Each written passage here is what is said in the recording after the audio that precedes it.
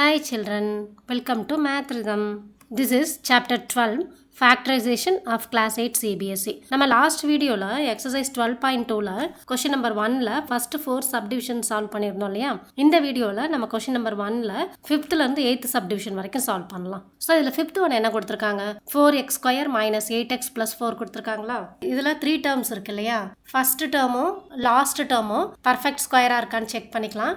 4x² நம்ம எப்படி எழுதலாம், 4 வந்து 2 × 2ன்னு எழுதலாம், x² x × xன்னு எழுதலாம் இல்லையா. அப்போ this is equal to 2² x² வருமா. So which is equal to 2x the whole square. அப்போ 2x-ஐ 2x-ஆல் மல்டிப்ளை பண்ணும்போது நமக்கு 4x² வரும். So 4x² is a perfect square. Okay, last term நமக்கு என்ன கொடுத்துருக்காங்க, 4 கொடுத்துருக்காங்களா. 4-ஐ நம்ம எப்படி எழுதலாம், 2 × 2 which is equal to 2². அப்போ 4 is also a perfect square. அப்போ ஃபர்ஸ்ட் டேர்மும் லாஸ்ட் டேர்மும் பர்ஃபெக்ட் ஸ்கொயராக இருக்கு இல்லையா. இதில் மிடில் டேர்ம் வந்து நெகட்டிவாக இருக்கு. அப்போ நம்ம எந்த ஐடென்டிட்டி எடுத்துக்கணும், a - b the whole square identity எடுத்துக்கணும் இல்லையா. a - b the whole square is equal to a² - 2ab + b². இப்போ நமக்கு கொடுத்துருக்க எக்ஸ்பிரஷன் வந்து இந்த a² - 2ab + b²ன்ற ஃபார்மில் இருக்கும். அதோட ஃபேக்டர்ஸ் வந்து நமக்கு a - b the whole square ஃபார்மில் இருக்கும். ஓகேவா. இப்போ நம்ம கிவன் எக்ஸ்பிரஷனை a² - 2ab + b²ன்ற ஃபார்மில் எழுதிக்கலாம். கிவன் எக்ஸ்பிரஷன் என்ன, 4x² - 8x + 4. இதை நம்ம எப்படி எழுதலாம், 4x²-ஐ நம்ம 2x whole squareன்னு எழுதிக்கலாமா. So 2x whole square. இப்போ ஐடென்டிட்டியில் a² இருக்க பிளேஸில் நமக்கு கிவன் சம்மில் 4x² இருக்கு. இந்த 4x² நம்ம எப்படி எழுதலாம், 2x the whole squareன்னு எழுதலாமா. ஸோ a² வந்து 2x the whole squareனா what is a is equal to 2x. கரெக்டா. நெக்ஸ்ட்டு b² இருக்க பிளேஸில் நமக்கு என்ன இருக்குது, இங்கே b² இருக்க பிளேஸில் நமக்கு 4 இருக்குது. ஸோ அப்போ b²-ஐ நம்ம எப்படி எழுதலாம், 2²ன்னு எழுதலாமா. So b² is equal to 2²னா what is b is equal to 2. ஓகேவா. ஸோ கிவன் எக்ஸ்பிரஷனை நம்ம a² - 2ab + b² ஃபார்மில் எழுதும்போது a இருக்க பிளேஸில் நமக்கு 2x வரணும், b இருக்க பிளேஸில் 2 வரணும். நெக்ஸ்ட் டேர்ம் எழுதிக்கலாம், -2 × a இருக்க பிளேஸில் நமக்கு 2x வரணும், b இருக்க பிளேஸில் 2 வரணும், ப்ளஸ் தேர்ட் டேர்மை b² ஃபார்மில் எழுதணும். அப்போ 2²ன்னு எழுதிக்கலாம். அப்போ கிவன் எக்ஸ்பிரஷனை நம்ம a² - 2ab + b² ஃபார்மில் எழுதிட்டோமா. இப்போ மிடில் டேர்ம் மல்டிப்ளை பண்ணி பார்க்கலாம். 2 2s are 4, 4 2s are 8 into x இருக்கு இல்லையா. அப்போ மிடில் டேர்ம் வந்து நமக்கு 8x கரெக்டாக வருது. ஸோ அப்போ இதோட ஃபேக்டர்ஸ் என்ன ஃபார்மில் இருக்கணும், a - b the whole square ஃபார்மில் இருக்கணும். So a - b the whole square ஃபார்மில் இருக்கணும்னா a இருக்க பிளேஸில் 2x எழுதணும், b இருக்க பிளேஸில் 2 எழுதணும். ஓகேவா. ஸோ கிவன் எக்ஸ்பிரஷனோட ஃபேக்டர்ஸ் வந்து நமக்கு a - b the whole square ஃபார்மில் இருக்கும். அப்போது நம்ம a இருக்க பிளேஸில் 2x எழுதிக்கணும், மைனஸ் b இருக்க பிளேஸில் 2 எழுதிக்கணும். So 2x - 2 the whole square. So given எக்ஸ்பிரஷனை ஃபேக்டரைஸ் பண்ணும்போது நமக்கு கிடைக்கிற ஃபேக்டர்ஸ் வந்து 2x - 2 × 2x - 2. புரியுதா இந்த சம் எப்படி பண்ணணும்ட்டு. நெக்ஸ்ட் ஒன் போகலாமா. நெக்ஸ்ட் ஒன் நமக்கு என்ன கொடுத்துருக்காங்க, 121b² - 88bc + 16c² கொடுத்துருக்காங்களா. இப்போ 121b²-ஐ நம்ம எப்படி எழுதலாம், 121b² is equal to 121ன்றது 11 × 11 கரெக்டா. ஸோ 11 × 11 × b²னா நம்ம b × bன்னு எழுதிக்கலாம். So this is equal to 11² b²ன்னு எழுதிக்கலாமா. So this can be written as 11b the whole square. Third term என்ன இருக்குது, 16c² இருக்கா. ஸோ 16c²-ஐ நம்ம எப்படி எழுதலாம், 4 × 4 × c × cன்னு எழுதலாமா. அப்போ this can be written as 4² c². 4² c²னா அதை நம்ம வந்து 4c the whole squareன்னு எழுதிக்கலாம் இல்லையா. ஸோ 11b × 11b வந்து நமக்கு 121b². So this is a perfect square. அதே மாதிரி 4c × 4c வந்து நமக்கு 16c². So 16c² is also a perfect square. First டேர்மும் லாஸ்ட் டேர்மும் பர்ஃபெக்ட் ஸ்கொயராக இருந்து மிடில் டேர்ம் நெகட்டிவாக இருந்ததுன்னா நம்ம வந்து a - b the whole square identity use பண்ணணும் இல்லையா. So a - b the whole square is equal to a² - 2ab + b². Given எக்ஸ்பிரஷனையும் ஐடென்டிட்டியும் compare பண்ணி ஐடென்டிட்டியில் a இருக்க பிளேஸில் என்ன வரணும், b இருக்க பிளேஸில் என்ன வரணும்னு ஃபைண்ட் அவுட் பண்ணலாம். இப்போ ஐடென்டிட்டியில் a² இருக்க பிளேஸில் நமக்கு 121b² இருக்கா. ஸோ 121b²-ஐ நம்ம எப்படி எழுதலாம், 11b the whole squareன்னு எழுதலாமா. 11b the whole square. அப்போ a square வந்து 11b the whole squareனா what is a? a is equal to 11b. கரெக்டா?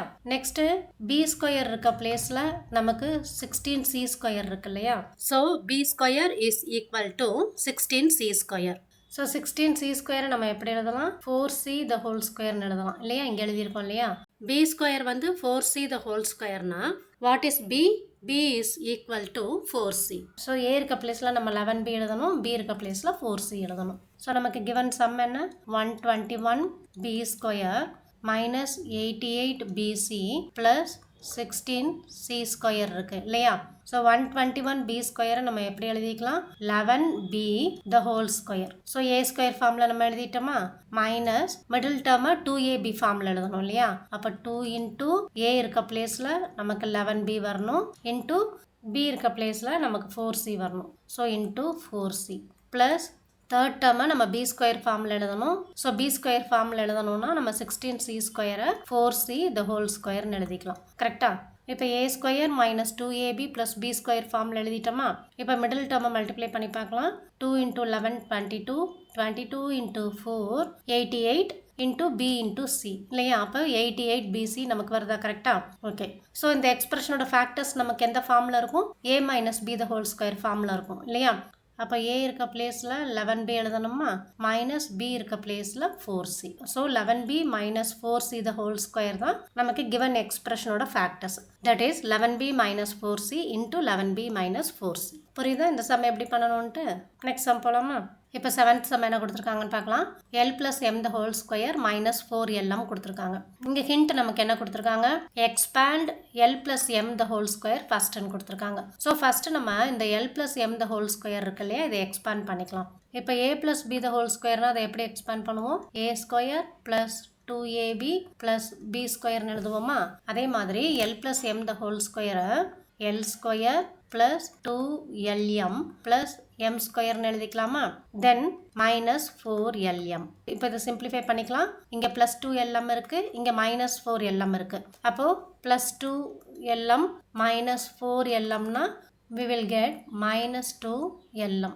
அதாவது lm அவுட் சைடில் கொண்டு வந்துட்டா வித்தின் ப்ராக்கெட் நமக்கு 2 மைனஸ் 4ன்னு வரும் இல்லையா? 2 minus 4னா minus 2. So lm into minus 2னா நம்ம minus 2lmன்னு எழுதிக்கலாம். ஓகே.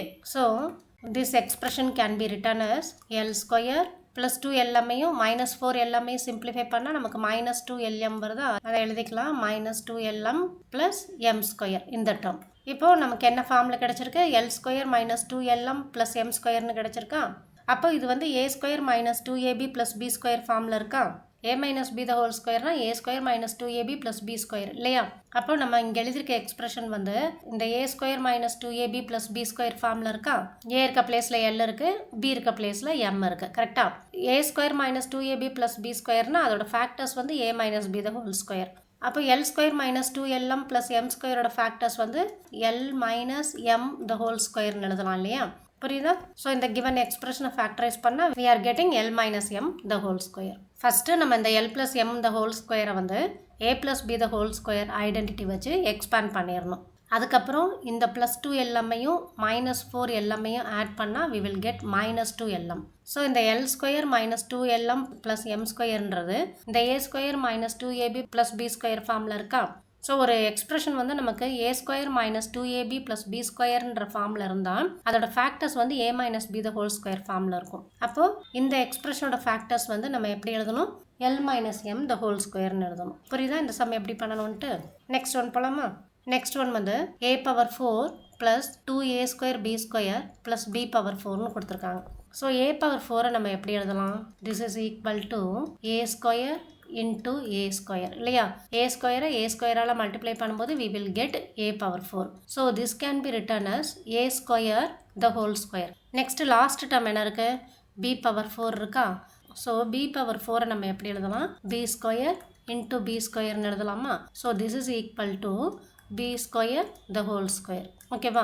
ஸோ a பவர் 4ம் பர்ஃபெக்ட் ஸ்கொயர் தான், b பவர் 4ம் பர்ஃபெக்ட் ஸ்கொயர் தான். ஸோ ஃபஸ்ட்டு டேர்மும் லாஸ்ட் டேர்மும் பர்ஃபெக்ட் ஸ்கொயராக இருந்து மிடில் டேர்ம் வந்து நமக்கு பாசிட்டிவாக இருந்ததுன்னா நம்ம எந்த ஐடென்டிட்டி எடுத்துக்கணும்? a plus b the whole square identity எடுத்துக்கணும். நமக்கு சம்லையும் a அண்ட் b வேரியபிள்ஸ் இருக்கிறதுனால நம்ம ஐடென்டிட்டியை x அண்ட் y யூஸ் பண்ணி எழுதிக்கலாம். ஓகேவா? அப்போது x plus y the whole square is equal to x square plus 2xy plus y square. கரெக்டாக? ஸோ ஃபஸ்ட்டு நமக்கு கொடுத்துருக்க எக்ஸ்பிரஷன் என்ன? a power 4 plus 2a square b square plus b power 4. So this can be written as a square the whole square. அதாவது இந்த X square இருக்க பிளேஸில் நமக்கு a power 4 இருக்குது. So this can be written as a square the whole square. அப்போ எக்ஸ் இருக்க பிளேஸில் நமக்கு a ஸ்கொயர் வருமா? So x is equal to a square. அதே மாதிரி நமக்கு இந்த y ஸ்கொயர் இருக்க பிளேஸில் b பவர் 4 இருக்கா?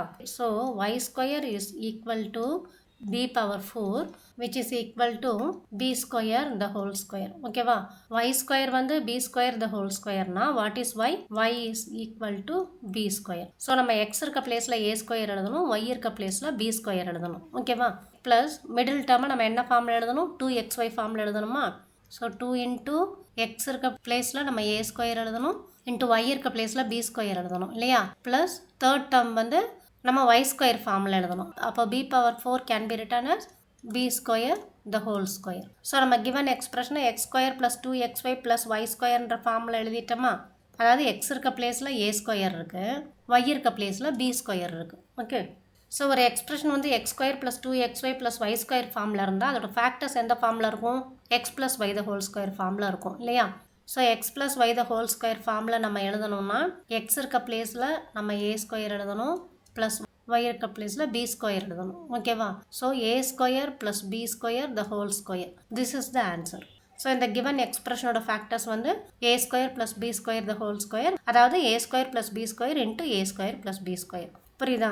இப்போ நமக்கு ஒரு அல்ஜிப்ரிக் எக்ஸ்பிரஷன் கொடுத்துருந்தாங்கன்னா அதில் 3 டேர்ம்ஸ் இருந்ததுன்னா ஃபஸ்ட் டேர்மும் லாஸ்ட் டேர்மும் பர்ஃபெக்ட் ஸ்கொயரானு செக் பண்ணிக்கலாம். பர்ஃபெக்ட் ஸ்கொயராக இருந்ததுன்னா மிடில் டேர்ம் பாசிட்டிவாக இருந்தால் நம்ம a plus b the whole square identity use பண்ணி சால்வ் பண்ணிக்கலாம். இதுவே வந்து மிடில் டேர்ம் வந்து நெகட்டிவாக இருந்ததுன்னா நம்ம a minus b the whole square identity use பண்ணி சால்வ் பண்ணிக்கலாம். ஓகேவா? புரியுதா? இப்போ இந்த டைப் ஆஃப் சம்ஸ் வந்து எப்படி சால்வ் பண்ணணுன்ட்டு ரிமைனிங் சம்ஸை நம்ம நெக்ஸ்ட் வீடியோவில் பார்க்கலாம். Okay. Thank you children. Thanks for வாட்சிங்.